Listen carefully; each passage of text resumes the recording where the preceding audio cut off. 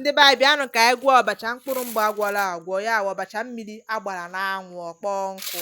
Vidio a bido mgbe m bịaba were ọbacha m suwe n'odo, so sụchaa the thing n'odo ọ dị oke, m saa anya sachaa the thing wụpụta ya, so gbanye mmiri fụnye ọkụ, sikwasị ọbacha m n'ọkụ, bie tomato tinye yabasị m, tinye ogiri, tinye crayfish na ose, tọnụọ ya wee saa abụba aṅara na mkpụrụ aṅara mụọ ife eji agwọ ya.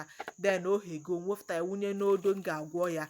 So mgbe m wefụtara ya wunye n'ogo, tinye mkpụrụ aṅara m, tinye ụkpaka m, tinye magi na nnu, then wunyezie abụba aṅara m, gbanye mmanụ, tọnụọ ya na-agwọ ya wee na-agwọ ya. So na-atọnụ the thing ntest the thing ọ bụrụ na ohego ọ dịgo mma, so mụnwa tọnụọ ya ntestkwa the thing ọ bụrụ na ọ dịgo oke, so m gwupụtazie ya.